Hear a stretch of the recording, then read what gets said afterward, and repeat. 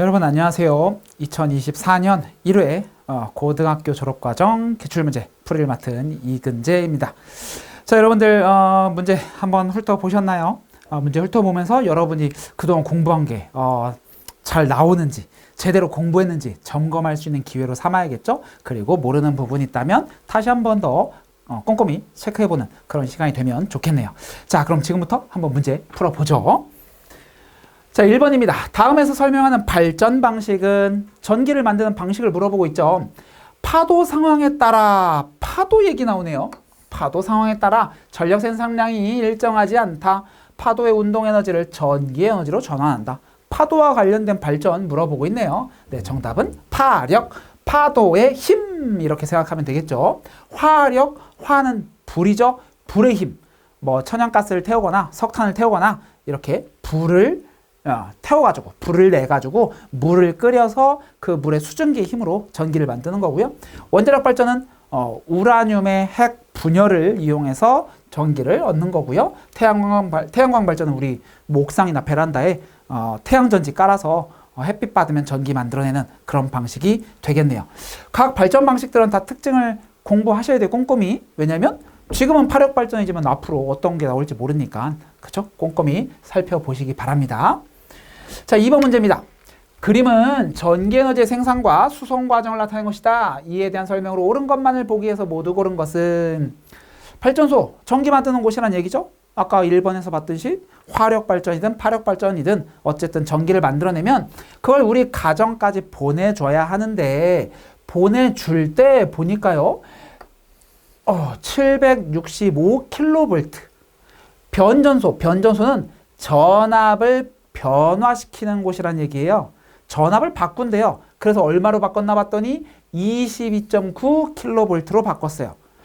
주상 변압기, 주 기둥 모양이라는 건데 기둥 모양 변압, 전압을 변화시키는 곳 전봇대예요. 전봇대에 이렇게 덩치 있는 무언가 덩어리가 붙어 있는 거 있어요. 그게 주상 변압기인데 여기서도 전압을 바꿔준대요. 왜?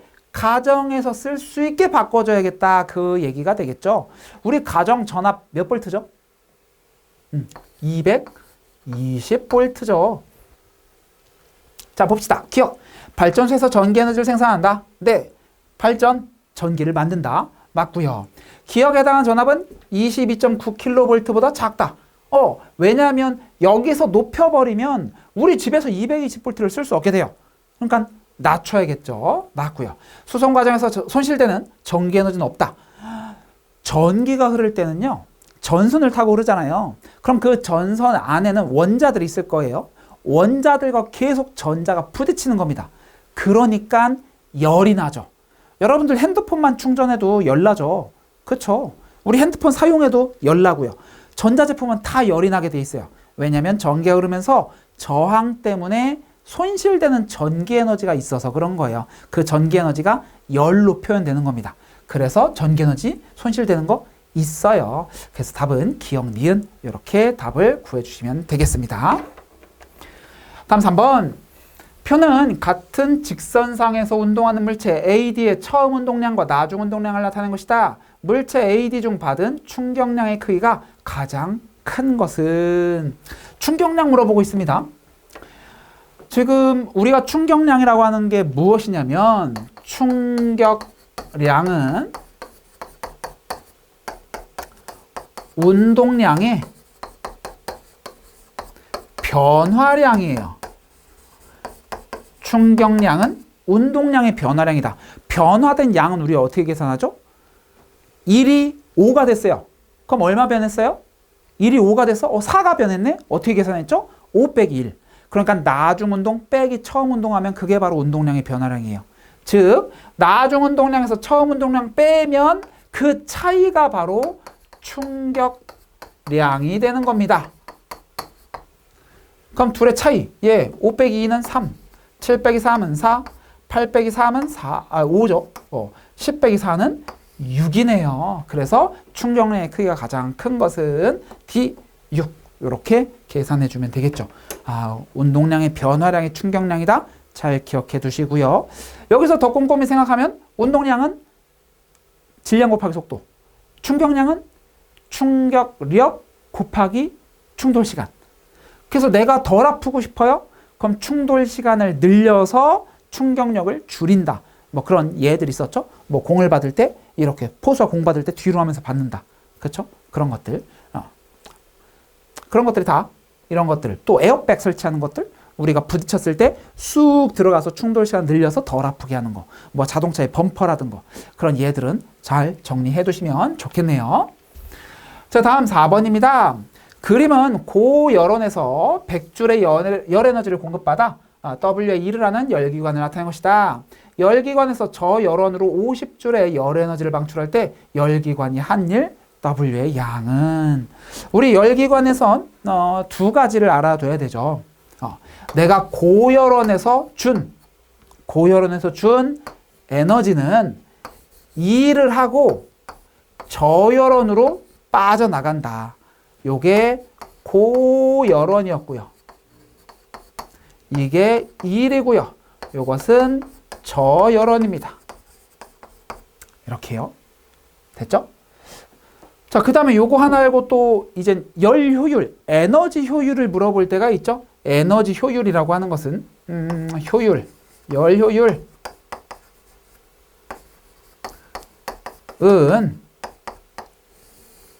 내가 준 에너지 Q1 고열원분의 내가 한 일이 얼마니? W 곱하기 100을 하면 이젠 퍼센트로 표현이 되게 됩니다. 이렇게 두 가지는 기억해 두시고 계셔야겠죠. 자, 근데 지금은 효율 물어보는 게 아니라 그냥 W 찾는 문제예요. 이거는 그냥 기억해서 지우고, 기억해서 지우면 안 되죠. 다른 문제에서 풀어야 되니까. 자, 여기에서는 이것만 알면 되겠네요. 내가 준 열로 일하고 남는 게 있을 거야. 이런 얘기네요. 내가 준 열이 얼마예요? 100줄의 열을 줬어요. 그랬더니 빠져나간 열이 50줄이래요. 그러면 100줄에서 50줄이 빠져나가면 나머지를 가지고 일했다는 얘기죠. 나머지 얼마겠어요? 50이 되겠죠. 50줄. 그래서 답은 3번 이렇게 풀어주시면 되겠습니다. 어쨌든 이 세 개 중에 하나를 비우면 우리는 찾을 수 있는 거예요. 두 개만 알면 나머지 하나는 자동으로 찾을 수가 있는 겁니다. 그럼 자동으로 또 열 효율도 계산할 수 있는 거고요. 다음 5번입니다. 다음은 태양 내부에서 일어나는 반응에 대한 설명이다. 기역에 해당하는 원소. 태양 내부에서 일어나는 일이래요. 고온 고압인 태양에서 수소 원자핵이 융합하여 기역 원자핵이 생성되는 동안 줄어든 질량이 에너지로 전환된다. 수소 원자핵이 융합하여 이것이 만들어진대요. 수소가 이것으로 바뀐대요. 4개가 헬륨으로 바뀝니다. 이렇게. 그래서 우리는 이것을 수소 핵 융합 반응이라고 하죠. 이때 나오는 에너지로 빛이 나는 겁니다. 어마어마한 양의 빛이 나는 거예요. 그래서 답은 헬륨 이렇게 풀어주셔야 돼요. 우리 이런 별, 수소 핵융합 반응을 하는 별을 뭐라고 하죠? 주계열성이라고 하죠. 또 헬륨이 이젠 다시 또 핵융합을 해서 탄소나 산소 만들어요. 그런 건 헬륨 핵융합 반응 이렇게 얘기하죠. 그런 것들은 또 기억을 해 두시면 좋겠네요. 자, 6번입니다. 그림은 자유낙하는 물체의 위치를 일정한 시간 간격으로 나타낸 것이다. AD 지점 중 물체의 속도가 가장 빠른 지점은, 우리 물건을 떨어뜨리면 속도가 어떻게 돼요? 점점 빨라지죠.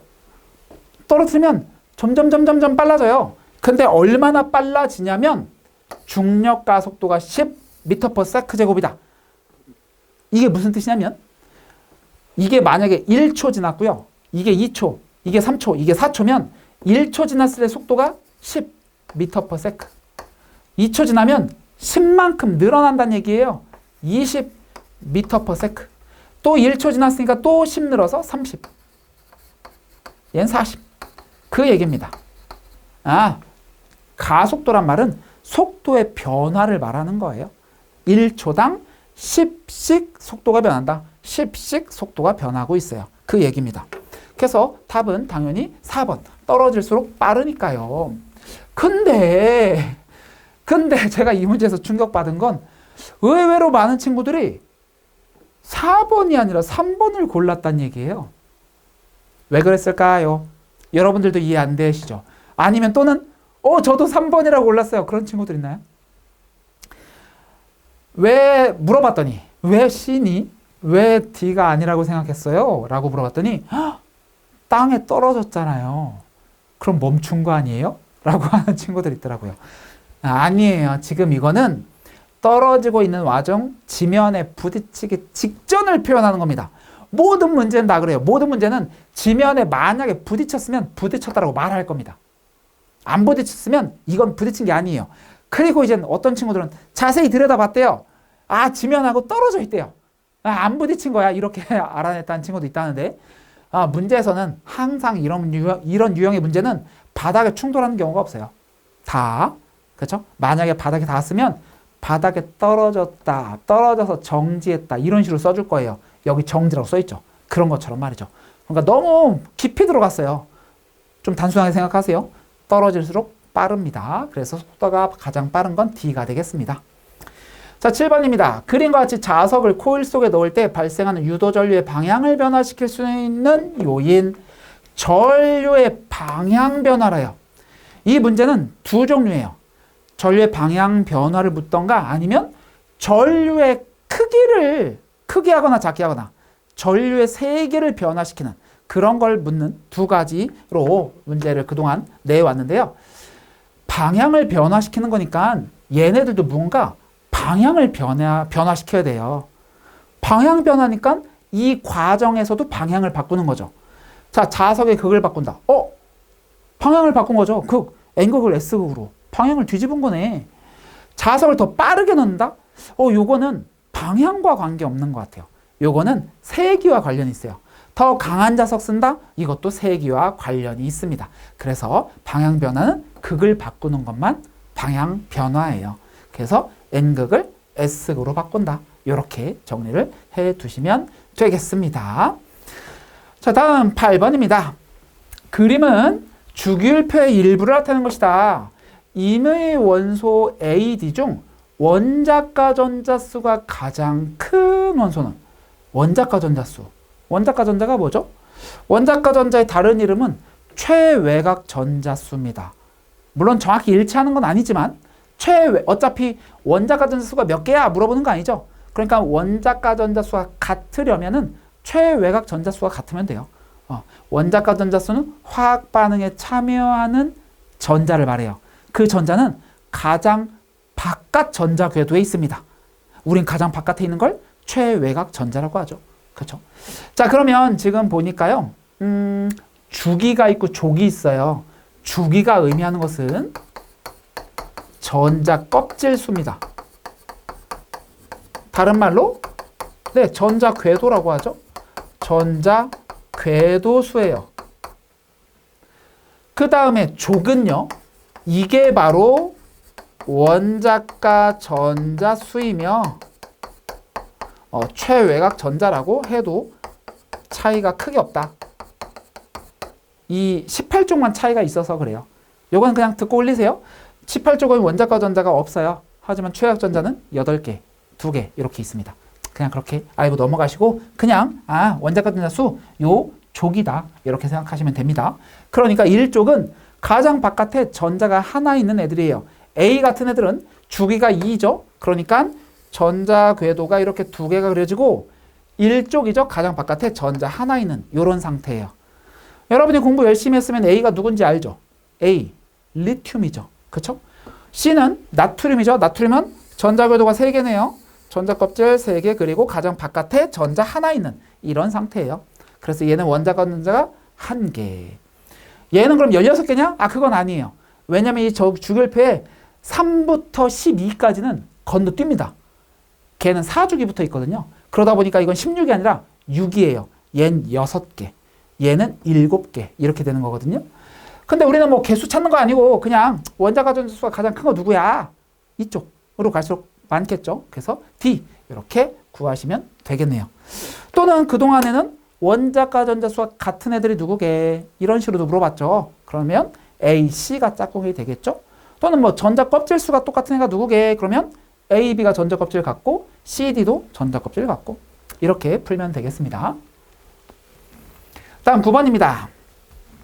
그림은 나트륨 이온의 생성 과정을 모형으로 나타낸 것이다. 나트륨 원자가 잃은 전자의 개수는 나트륨 원자가 나트륨 이온이 됐어요. 근데 전자를 잃어버렸대요. 그럼 전자가 사라졌다는 얘기죠. 그럼 전자를 몇 개나 잃어버렸는데 세면 되죠. 세면. 몇 개 이거? 11개입니다. 저는 한눈에 어떻게 11개인 걸 알았을까요? 여기에 이렇게 써있죠. 이거는 양성자가 11개 있다는 얘기예요. 원자는 중성이기 때문에 플러스와 마이너스 개수가 같아야 합니다. 그럼 플러스가 11개니까 전자도 당연히 11개예요. 나트륨은 첫 번째 궤도에 2개, 두 번째 궤도에 8개, 세 번째 궤도에 1개. 그래서 3주기 1족 알칼리 금속이죠. 자, 여기 와 보시면 첫 번째 껍질에 2개, 두 번째 껍질에 8개, 세 번째 껍질이 사라졌어요. 왜냐하면 얘네는 안정해지기 위해서는 마지막 궤도에 전자를 가득 채워야 돼요. 그럼 얘들은 빈자리가 7개나 있어요. 그럼 전자를 7개를 뺏어와서 가득 채우느니 차라리 요 하나를 갖다 버리겠다 그겁니다. 그래서 하나를 잃어버려서 나트륨 이온 플러스로 쓰여있죠. 하나 잃어버렸다는 뜻이에요. 만약에 2개 잃어버렸으면 2 플러스. 그래서 마그네슘 같은 경우는 2 플러스가 됩니다. 2개 잃어버려서. 알루미늄은 3 플러스 이렇게 되는 거예요. 그래서 얘네가 잃어버린 전자 개수는 1개. 이건 그냥 세면 되죠. 전자 개수 세서 몇 개 사라졌지? 하면 알 수 있어요. 또는 플러스네? 1개 잃어버렸구나. 이렇게 여러 가지 방식으로 답을 찾을 수 있었습니다. 10번 다음에서 설명하는 화학결합에 의해 형성된 물질은 금속과 비금속 원소 사이에 형성된다. 벌써 답이 나와야 돼요. 외우셔야 되죠. 금속과 비금속의 사이의 결합. 그것을 우리는 이온 결합이라고 하죠. 자, 양이온과 음이온의 정전기적 인력에 의해 형성된다. 이온이라고 이렇게 알려주네. 이온 결합. 자, 1번은 구리, 산소, 염화나트륨. 여러분 금속, 비금속. 금속은 열과 전기 잘 통하죠. 그렇죠? 광택이 나고요. 은 금속이죠. 구리 금속이죠. 이게 전선이잖아요. 은은 구리보다 더 좋은 전선이에요. 왜냐면 저항이 적어지거든요. 저항이 작아요. 그러니까 전기 에너지 손실이 작아요. 그러면 우리 아까 변전소에서 전압 보내줄 때 막 전기 에너지 손실된다고 했잖아요. 그럼 그 전선을 은으로 만들면 좋아요. 그럼 손실되는 게 적을 거예요. 열이 덜 나거든요. 근데 왜 은으로 안 해요? 필수하니까요. 그죠? 그럴 뿐이에요. 전기 잘 통하네. 얘네들 금속이고요. 산소. 그냥 딱 봐도 비금속. 전기 안 통하죠. 염화나트륨. 나트륨이 금속이고요. 염소가 비금속이에요. 결합되어 있죠. 그쵸? 그러니까 답은 4번. 산소는 여러분들이 공부 많이 하면 알겠죠. 비금속과 비금속. O2잖아요. 산소가 지금 결합되어 있는 형태인 거예요. 얘들은 공유결합입니다. 비금속과 비금속 사이의 결합. 조금 더 자세히 해보면요. 공유결합까지 공부하는 거예요. 산소 같은 애들은 산소는 2죽이고요. 16족이에요. 전자가 2개, 하나, 둘, 셋, 넷, 다섯, 여섯 이렇게 있습니다. 산소 8번이거든요. 양성자가 8개, 전자 8개 있는 애예요. 2주기 16족입니다. 그럼 여기 빈자리 몇 개예요? 빈자리가 가장 바깥에 8개를 채워야 되는데 6개밖에 없어요. 2개가 빈자리예요. 그래서 얘들은 2개가 필요해요, 전자가.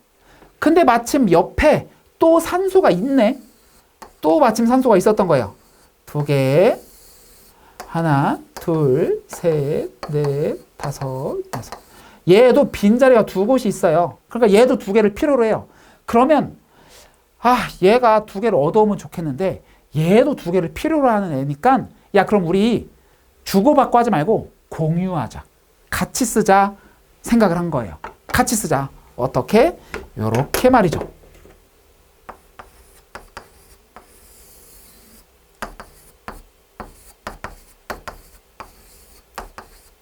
자, 이렇게 되면요. 뭐 그림에선 얘를 겹쳐서 그려줍니다. 저는 그냥 구별하기 위해서 이렇게 그렸는데 얘 입장에선 하나, 둘, 셋, 넷, 다섯, 여섯, 자기 거 6개에다가 이 옆에 있는 애까지 가져가는 겁니다. 이렇게. 그래서 8개를 채워요. 얘 입장에서도 자기 거 6개에다가 요 옆에 있는 2개를 같이 가져가요. 요렇게요. 그래서 8개를 채우는 방식. 이게 바로 공유결합이죠. 여기서 물어보는 거, 이렇게 공유하고 있는 이 전자를 공유전자쌍 하나, 공유전자쌍 2개. 그래서 이 전자쌍을 맨날 그리면 어려우니까 우리 짝대기로 그려줘요. 선 2개. 그래서 이런 거를 이중결합 이렇게 부르죠. 이게 공유결합입니다. 됐죠?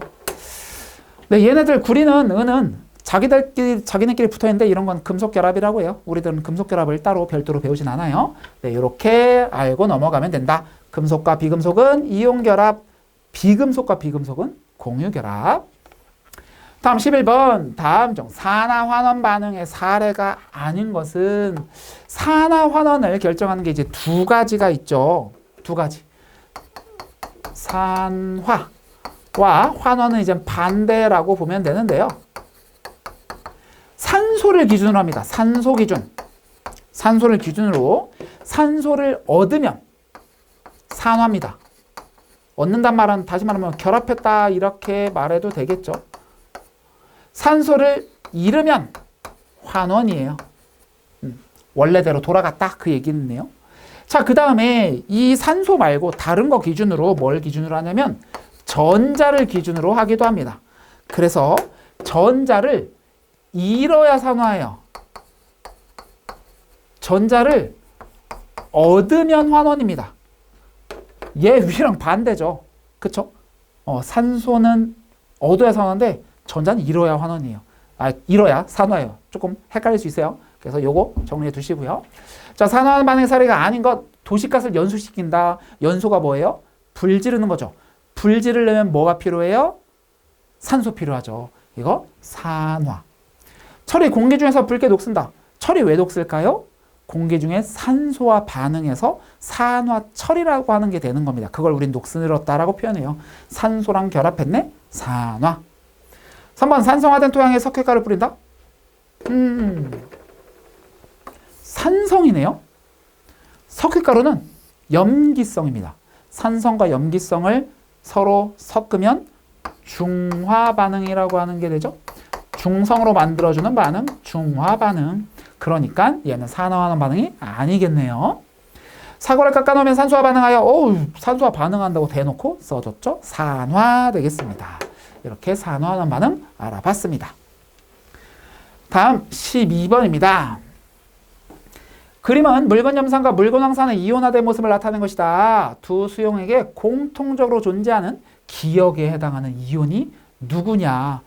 공통적으로 존재하는 이온이래요. 뭐 나눠보죠. 물건 염산이래요. HCl. HCl이 이온화가 됐다는 건 이온으로 쪼개졌다는 얘기죠. 수소, 양이온, 염화, 이온, 음이온 이렇게 쪼개지겠고요. 그 다음에 얘는 황산이네요. H2SO4.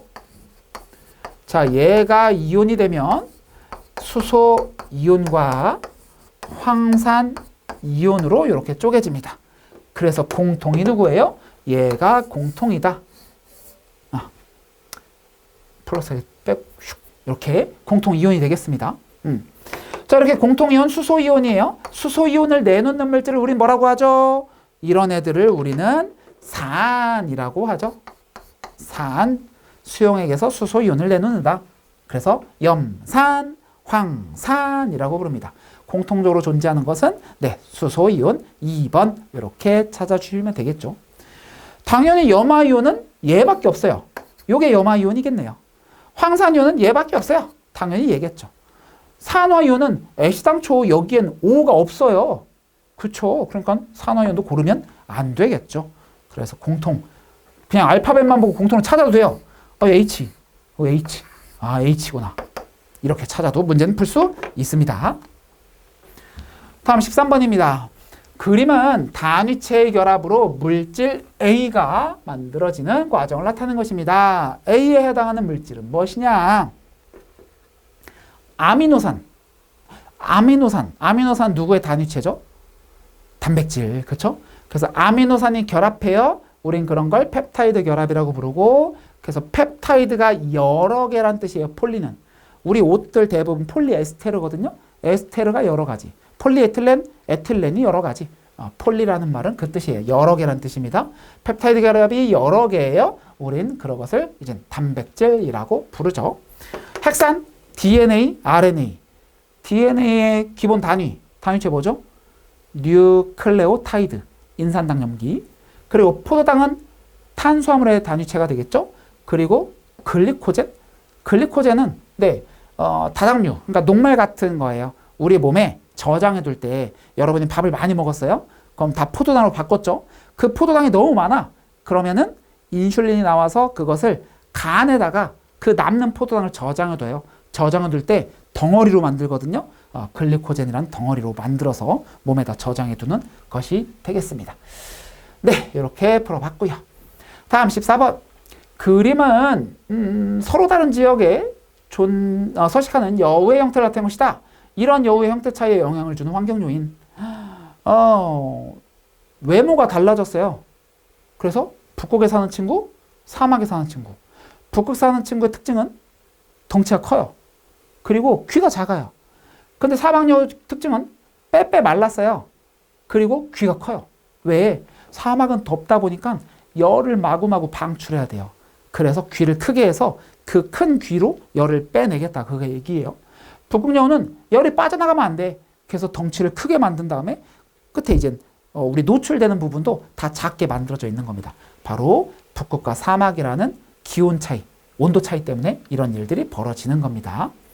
물 같은 경우는 물이 모자란 애들, 물이 필요한 애들, 뭐 예를 들면 선인장 같은 애들은 잎을 가시로 만든다든지, 곤충 같은 애들은 우리 그 곤충 몸에 껍데기를 이제 비늘처럼 키틴젤 이런 걸로 반딱반딱하게 그런 걸로 둘러싸서 물이 날아가지 못하게 막는다든지 그런 것들이 되겠죠. 뭐 그런 것처럼 어떤 환경에 따라서 생물들의 모습은 변할 수 있다. 그 정도로 생각해 두시면 되겠네요. 다음 15번입니다.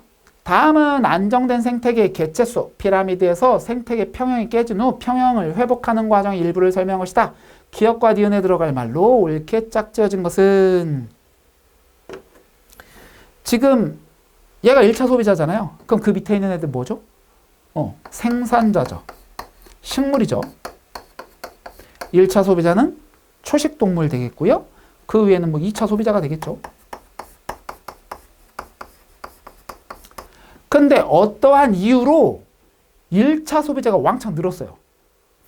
뭐 예를 들어서 우리 집에서 곤충을, 메뚜기를 애완용으로 키웠어요. 100만 마리를 키웠어요. 우리 집에 애완용 메뚜기가 100만 마리가 있는데 제가 마음이 변했어요. 이제 키우기 귀찮아졌어요. 그래서 메뚜기를 죽일 수도 없고 자연에 풀어줬습니다. 100만 마리를. 메뚜기가 나가 살아라. 그럼 100만 마리의 메뚜기가 밖을 나가겠죠. 그럼 걔네들이 뭐 해요? 먹고 살아야 되잖아요. 생산자를 뜯어 먹겠죠.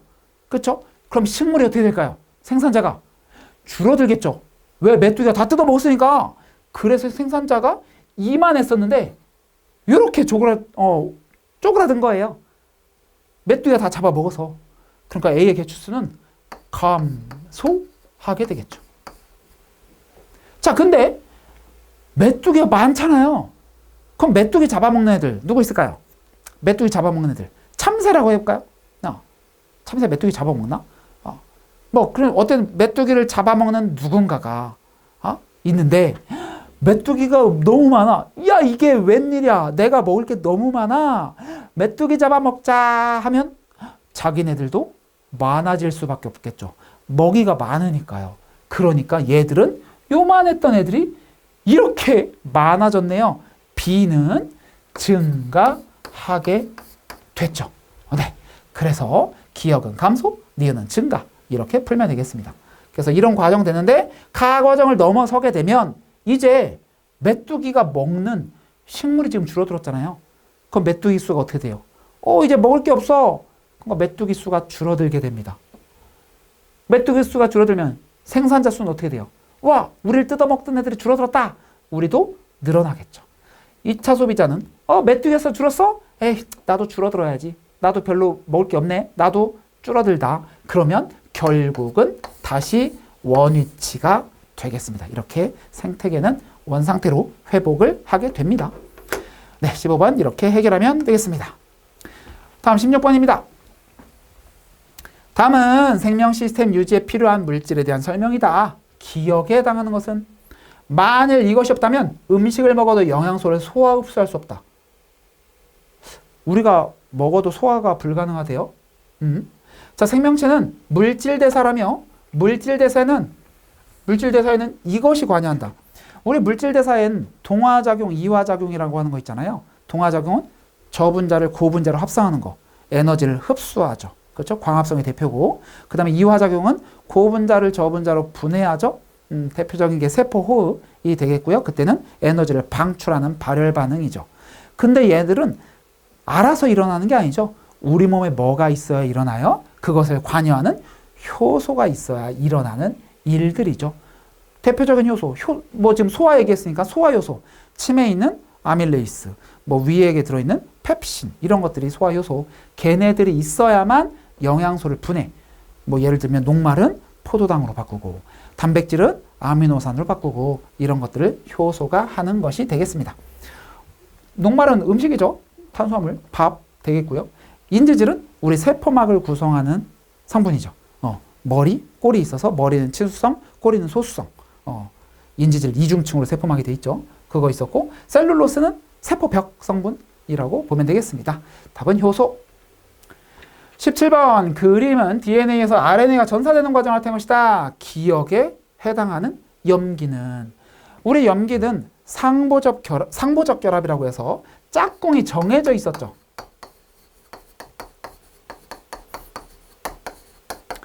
짝꿍이 정해져 있어요. A의 짝꿍 누구예요? T. C의 짝꿍 누구예요? G. 외우셔야 되죠. 컴퓨터 그래픽 CG. 그럼 나머지는 AT. 그쵸? 이렇게 짝꿍 기억해 두시고요. 그러면 보니까 진짜 그래요. C 짝꿍은 G, G 짝꿍은 C, T 짝꿍 A, CG. 그쵸? CG, AT죠? 그럼 T 짝꿍 누구여야 돼요? A여야죠. A. 이렇게 간단합니다. 근데 지금은 RNA 이거는 볼 필요도 없는 거죠. 이건 아무것도 없는 거예요. 그렇죠? 만약에 조금 어렵게 냈다면 여기를 가렸어야죠. 여기를 빈칸으로 했을 거예요. 왜? RNA를 가는데 C 짝꿍 G, G 짝꿍 C, T 짝꿍 A, G 짝꿍 C. 그럼 이거는 알려줬겠죠? 이건 A죠 지금. 자, 그러면 A 짝꿍 누구야? 그럼 A 짝꿍은 T야. 그냥 대충 생각하면 T로 답을 체크하는 오류를 범할 수 있죠. 하지만 RNA는 T가 없죠. 타이민이 없어요. 유라실이 있습니다. 그래서 그걸 바꿀 수 있느냐를 물어봤겠죠. 그렇죠? 근데 여기서는 그냥 DNA만 물어봤어요. 간단하게 풀 수 있는 문제. 이것만 외우고 있으면 됩니다. 자, 다음 18번. 세포막을 경계로 세포 안팎에 농도가 다른 용액이 있을 때 물 분자가 세포막을 통해 농도가 낮은 곳에서 높은 곳으로 이동한 현상은, 자, 세포막을 경계로 이제 선택적으로 투과성을 보이는데 두 가지 방법이 있어요. 확산이란 방법이 있고 삼투라는 방법이 있습니다. 자, 확산이란 방법은 고농도에서 저농도로 그 분자가 자체가 이동해요. 인지질과 막 단백질을 통해서 이산화탄소가 직접 가고 산소가 직접 가고. 우리 자연에서는 결국 많은 데서 적은 데로 가서 둘이 똑같아지길 바래요. 고농도에서 저농도로 가서 둘의 농도가 똑같아지길 바란다고요. 그러니까 우리가 라면을 끓였어요. 그럼 라면 냄새가 여긴 잔뜩 있죠. 라면 냄새 분자가. 저긴 라면 냄새 분자가 없어요. 여긴 많아. 고농도. 저긴 없어. 저농도. 그러니까 가자 해서 라면 냄새 분자가 가서 저게도 라면 냄새가 나는 겁니다. 그럼 결국 농도가 똑같아지는 거죠. 이런 건데 지금 문제는 물 분자가 오히려 농도가 낮은 곳에서 높은 곳으로 간대요. 왜 그러냐 이건. 자, 이것을 우리는 삼투라고 합니다. 삼투. 세포막을 경계로 여기가 고농도예요. 여기가 저농도예요. 자, 예를 들어 소금물을 예로 들어보죠. 소금물. 소금과 물을 섞어 놓은 거겠죠? 소금물. 여기도 소금물인데 얘는 고농도라고 하고요. 이미 썼군요. 네, 얘는 고농도면 물이 많다는 얘기예요? 적다는 얘기예요? 고농도는 짜다는 거잖아요. 짜다. 왜 짜요? 소금이 많아. 물이 적어. 그러면 짜죠. 저농도? 얘는 싱거워요. 아우 싱거워. 싱겁다. 싱거운 건 소금은 조금 있고 물은 많은 거죠. 확산의 방법이라면 많은 소금이 적은 소금 쪽으로 소금이 지나가야 돼요. 이동해야 돼요. 그래서 농도가 똑같아져야 돼요. 근데 문제는 세포막이 있다 보니까 소금이 못 움직인대요.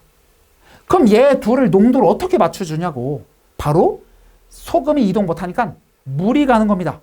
물이 많죠? 물이 조금 있죠? 그래서 물이 이렇게 움직이는 겁니다. 물이 저농도에서 고농도로 이동하는 거. 이것을 우리는 삼투라고 해요. 여러분 뭐 김장 담는 거 봤다면 그릇에다가 배추를 넣고요. 여기다 소금을 착착착착 뿌려요. 시간이 지나면 얘가 어떻게 돼요? 물이 흥건하게 고이고 배추는 어떻게 돼요? 아삭아삭 막 딱딱 막 배추 뜯으면 막 부러지죠. 근데 배추가 막 흐물흐물해져요. 보쌈김치 마냥, 보쌈 싸먹는 그런 배추 마냥 그렇게 변하죠. 왜냐하면 배추가 탱글탱글 뚝뚝 부러졌다는 건 그 안에 물이 잔뜩 들어있어서 그래요. 근데 물이 다 바깥으로 빠져나온 겁니다. 그래서 흐물흐물해진 거예요. 왜 물이 빠져나왔냐? 바깥엔 소금이 있으니까 고농도, 배추엔 물이 많으니까 저농도, 물이 저에서 고로 빠져나온 겁니다. 그래서 배추는 힘을 잃고 바깥에는 물이 고여 있는 거예요. 이게 바로 삼투 되겠습니다. 다음 19번. 다음 설명에 해당하는 것은 일정 지역에 서식하는 생물종의 다양한 정도이다. 서식하는 생물종이 많고 그 분포가 고르게 나타날수록 높다.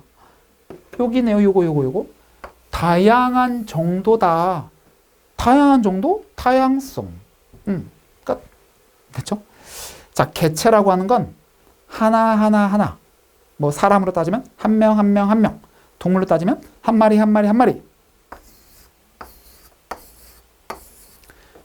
고양이에요. 고양이 한 마리, 고양이 두 마리, 고양이 세 마리, 고양이 네 마리. 개체입니다. 됐죠? 자, 이 고양이가 모여 있어요. 이런 것을 우리는 개체군이라고 하는 겁니다. 개체들의 모임이란 얘기고요. 여기는 고양이가 있고요. 여기는 강아지가 있습니다. 강아지 한 마리, 강아지 두 마리, 강아지 세 마리 이렇게 있어요. 그래서 이네들의 모임, 고양이도 있고 강아지도 있고 이런 애들을 군집이라고 부르는 겁니다. 그래서 개체군은 그런 뜻이고요. 종다양성은 이 안에 종이 얼마나 다양하게 있는데 고양이, 강아지 두 종류밖에 없죠. 여기는. 그렇지만 뭐 고양이, 강아지, 쥐, 돼지, 뭐 매미, 뭐 지렁이, 참새 등등등 많으면 종이 다양하게 있는 거죠. 종다양성. 그것만이 아니라 골고루 있어야 돼요. 여기는 쥐 한 마리, 뭐 지렁이 두 마리, 강아지 세 마리, 고양이 1000마리 이러면 아주 다양하다라고 말은 못해요. 너무 한쪽으로 쏠려 있기 때문에 어쨌든 종다양성은 분포도 고르게 있으면 그것도 종다양성이 크다라고 말할 수 있는 거예요. 그 다음에 다양성은 세 가지죠. 종다양성 말고 또 뭐 있죠? 유전적 다양성이 또 있었고요. 그리고 생태계 다양성 있죠. 다양성은 세 종류입니다. 그래서 유전적 다양성이라고 하는 것은 무당벌레인데 무당벌레 무늬가 다 달라요. 유전적으로 다르다는 얘기죠. 그런 것들. 그러니까 똑같은 종인데 종 안에서의 유전자 차이로 인한 다양성이고, 생태계 다양성은 이제 환경인 거죠. 습지에 사느냐, 사막에 사느냐, 초원에 사느냐, 뭐 극지방에서 사느냐 이런 것들, 그런 환경 차이를 생태계 다양성이라고 부릅니다. 자, 20번 갑니다.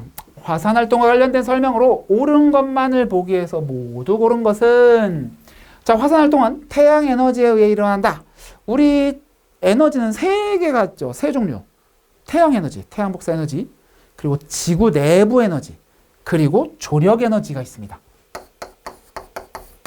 태양, 지구 내부, 그리고 조력. 99%가 태양 에너지고요. 나머지인데 태양 에너지로 인해서 대부분이 다 작동을 하고요. 이제 나머지 지구 내부 에너지는 지구 안에서 뭐 방사성 동위 원소의 붕괴열로 뭐 지열 발전하거나 아니면 화산 터지고 지진 나거나 그런 게 지구 내부 에너지. 조력 에너지는 밀물 썰물 생기는 거죠. 그래서 화산 활동은 태양 에너지? 아니요. 지구 내부 에너지. 대규모의 화산 폭발은 주변의 지형을 변화시킨다. 뭐 당연하겠죠. 우리 옆에서 화산 터졌다고 생각해 보세요. 그러면 주변 지형이 달라지겠죠. 갑자기 높은 산이 솟구치게 되고 이런들. 그리고 넓은 평원이 만들어질 수 있죠. 뭐 용암 대지라고 하는. 또는 그 용암이 땅속으로 들어가서 뚫고 지나가면 용암 동굴, 뭐 제주도의 만장굴 같은 것도 만들 수 있겠고요. 지형 변화시키고 화산 활동은 온천, 지열 발전 등과 같이 이렇게 활용되기도 한다. 그렇죠. 왜냐하면 마그마가 존재해서 화산이 터지는 거니까 밑에가 뜨겁다는 얘기잖아요. 그래서 온천, 거기에 물이 고여있으면 따뜻한 물이 되는 거고, 지열 발전, 물을 집어넣으면 물이 데워져서 따뜻한 물이 올라오니까 난방 용수 같은 걸로 쓸 수가 있겠죠. 네, 그래서 답은 니은 디귿 되겠습니다. 21번. 다음은 규산염 사면체에 대한 설명이다. 기억에 해당하는 것은 하나는 규소라고 알려줬어요. 그럼 나머지 얘가 누구냐입니다.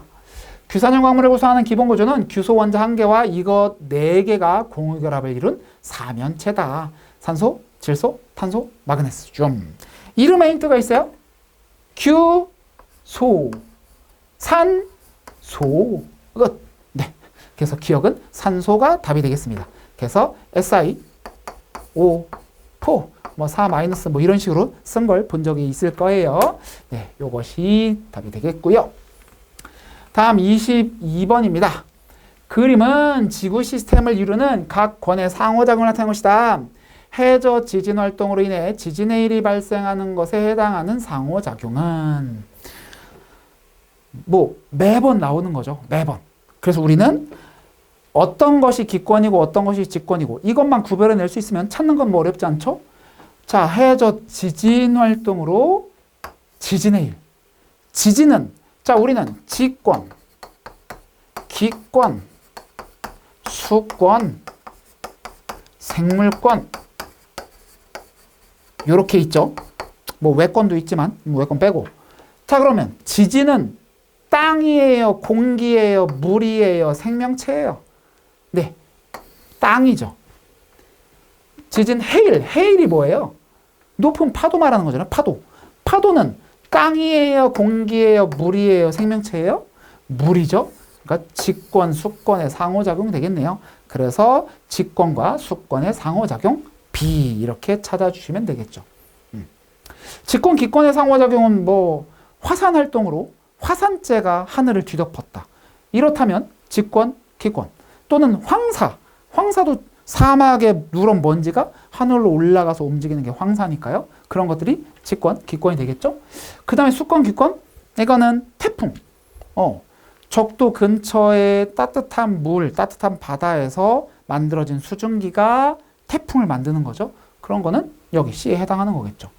뭐 생물과 기권, 우리가 숨을 쉬어요. 열심히 숨을 쉬어요. 그럼 공기 구성이 달라지겠죠. 산소는 줄어들고 이산화탄소는 늘어나겠죠. 그런 것들은 뒤에 해당하겠고요. 네, 이렇게 누군지만 구별할 수 있으면 뭐 찾는 건 어렵지 않죠. 네, 그러니까 몇 번 연습만 해보면 충분히 맞출 수 있는 문제 되겠습니다. 다음 23번. 화석연료 등의 사용으로 온실기체 농도가 크게 증가하여 지구의 평균 기온이 상승하는 현상.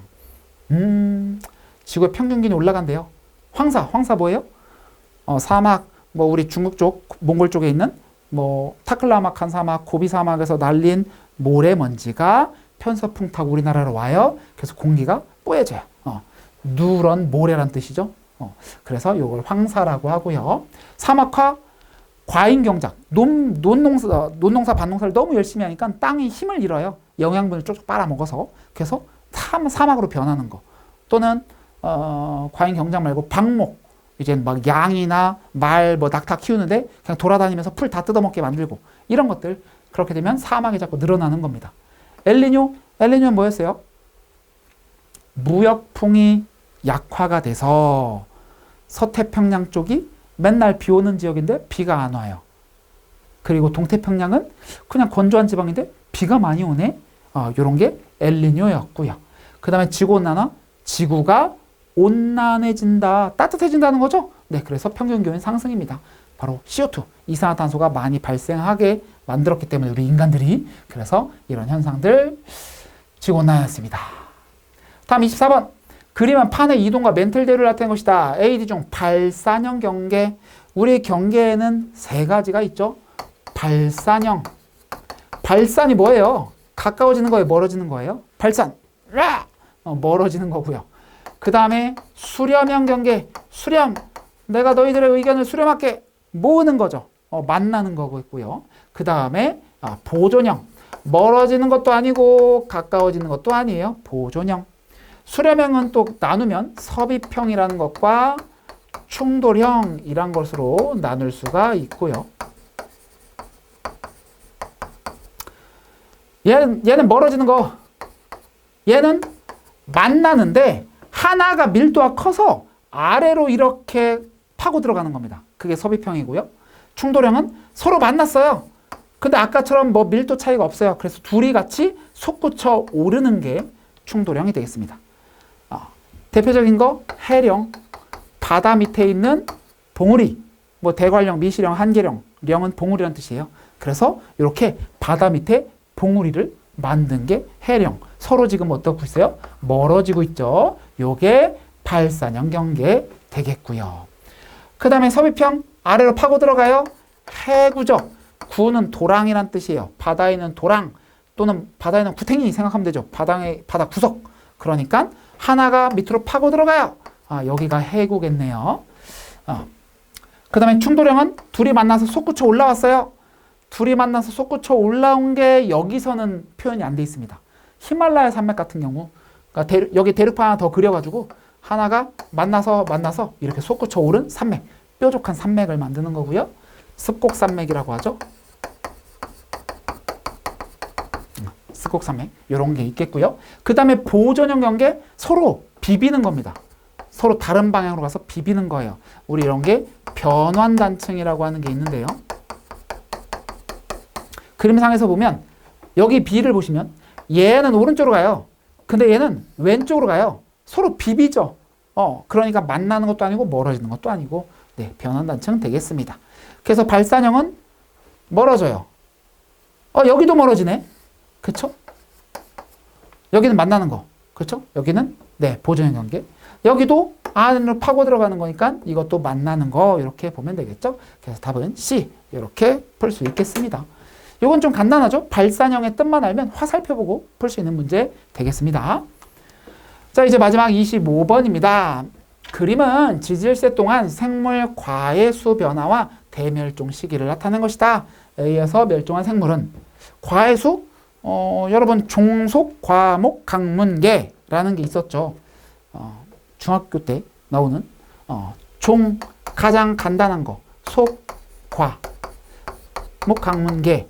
우리 개는 5가지가 있다. 뭐 그런 거 배웠었고요. 그래서 생명체들을 분류를 하는 거예요. 그래서 크게 5개로 분류한 다음에 또 세밀하게 분류하고 또 분류하고 또 분류하고 또 분류하고, 그래서 마지막 호모사피엔스, 인간종, 이렇게 나오는 거죠. 과는 뭐 그런 거 많이 들어보죠. 고양이과다. 그쵸? 이런 거 들어봤죠. 그런 것처럼 그 과, 요거예요. 그 과의 수가 한 400과 정도가 있었대요. 그래서 시간이 지나면서 신생들, 현재는 여기니까 과수가 많이 늘었죠. 그만큼 많은 생명체들이 탄생했던 얘기입니다. 총 대멸종 시기가 5번이 있었어요. 5대 대멸종이라고 합니다. 그래서 여기가 고생대잖아요. 고생대가 중생대로 넘어가잖아요. 여기서 다 대멸종해서 야 이제 고생대 끝, 중생대 시작, 이렇게 표현한 겁니다. 그래서 중생대 초에 또 대멸종에 있었는데 지금 아이고게 뭐 이거 조금밖에 안 줄어들었는데요. 하지만 이 과가 죽은 거다 보니까 그 밑에 있는 애들이 수없이 많이 죽었다는 얘기예요. 그러니까 이게 별거 아닌 것처럼 보이지만 꽤 많은 생명체들이 죽었다는 걸 뜻하는 것이다 라는 걸로 보면 되겠습니다. 자, 그래서 또 가다가 여기도 많이 죽었네. 그래서 중생대를 신생대로 표현하자. 이렇게 된 거겠네요. 그러면 이때 대멸종한 게 누구냐? 보면 그럼 중생대 때 살았는데 신생대 땐 없는 거 찾으면 되죠. 그럼 뭘 떠올리면 돼요? 우리는 표준화석을 떠올리면 되죠. 표준화석. 자, 뭐 성캄브리아대는 별도로 해놓고, 왜냐면 고생대, 중생대, 신생대 알면 나머지가 성캄브리아대니까 그냥 말로 하자면 성캄브리아대는 스트로마톨라이트라는 거 있었고 에디아카라 동물군 화석이라는 게 있었습니다. 이름도 길고 이름도 막 어려운 이름이죠. 스트로마톨라이트, 에디아카라, 야 이상해. 성캄브리아, 걔도 이름 이상해. 아, 이름 이상한 애들끼리 성캄브리아 따로 뽑고, 자, 고생대, 중생대, 신생대 있겠죠. 자, 고생대 누구 있었어요? 고삼갑필, 삼엽충, 갑주어, 필석, 뭐 완종류, 푸줄리나, 방추충 이런 것들이 있었죠. 고생대, 고삼갑필 한 글자씩 외우면 좋겠고요. 중생대, 중공암시, 공룡, 암모나이트, 시조새, 중공암시. 그 다음에 신생대요. 신생대는 신매화, 매머드, 화폐석이라는 게 있었습니다. 매머드, 우리 맘모스라고 하는 코끼리 같은 애들 있었죠.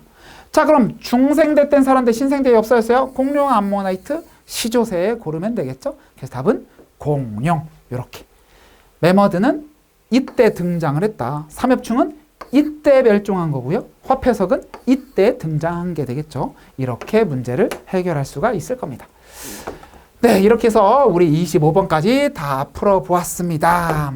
그래서 여러분들 기출문제 풀어보고 뭐 지금 푼 걸로 그냥 다 풀었어 라고 하면 안 되죠. 이건 제가 푼 거니까 여러분은 다시 한번 직접 여러분이 생각해서 논리적으로 한번 풀어보시고요. 이것들을 여러분이 공부한 책이 있다면 공부한 책에 다 표시를 해보세요. 기출문제, 뭐 올해 기출문제만이 아니라 이전 연도 기출문제를 풀면서 다 그 내용을 체크해 보시면 중복되는 게 꽤나 많을 거예요. 그 부분은 아주 빠삭하게 알고 넘어간다. 이렇게 공부를 하시면 많은 것을 맞출 수 있을 겁니다. 네, 여러분 같이 공부하느라 고생하셨습니다.